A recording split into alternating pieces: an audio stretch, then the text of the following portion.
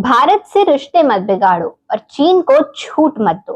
Nikki Haley की Trump को दो टूक चेतावनी। रिपब्लिकन पार्टी की भारतवंशी नेता और पूर्व संयुक्त राष्ट्र राजदूत निक्की हेली ने मंगलवार को एक सधी हुई लेकिन सख्त टिप्पणी करते हुए कहा कि अमेरिका को भारत जैसे मजबूत सहयोगी के साथ अपने रिश्तों को खराब नहीं करना चाहिए।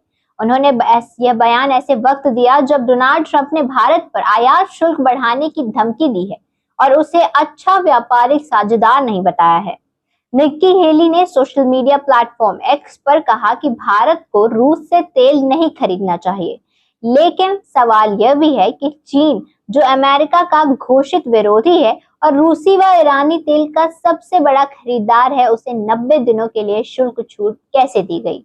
उन्होंने साफ कहा कि चीन को इस तरह की छूट नहीं मिलनी चाहिए और भारत जैसे भरोसेमंद साझेदार से रिश्ते बिगाड़ना अमेरिका की बड़ी रणनीतिक भूल होगी। डोनाल्ड ट्रंप ने मंगलवार को दिए गए एक बयान में कहा कि भारत अमेरिका के साथ व्यापार करता तो है, लेकिन उससे अमेरिका से ज्यादा फायदा होता है।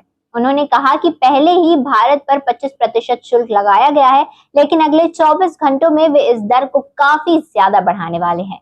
ट्रंप के इस बयानबाजी के बाद भारत अमेरिका संबंधों को लेकर नई बहस छिड़ गई है। निक्की हेली जो दक्षिण कैरोलिना की पूर्व गवर्नर रह चुकी हैं और ट्रंप प्रशासन में कैबिनेट रैंक पर नियुक्त होने वाली पहली भारतवंशी है, हमेशा से ही भारत के साथ मजबूत संबंधों की पक्षधर रही हैं। उन्होंने 2024 में चुनाव में भी अपनी उम्मीदवारी पेश की थी, हालांकि अगले साल मार्च में उन्होंने इस दौर से खुद को अलग कर लिया। इस पूरे घटनाक्रम ने एक बार फिर यह सवाल खड़ा कर दिया है कि क्या अमेरिका अपने रणनीतिक हितों को राजनीतिक बयानबाजी की भेंट चढ़ने देगा।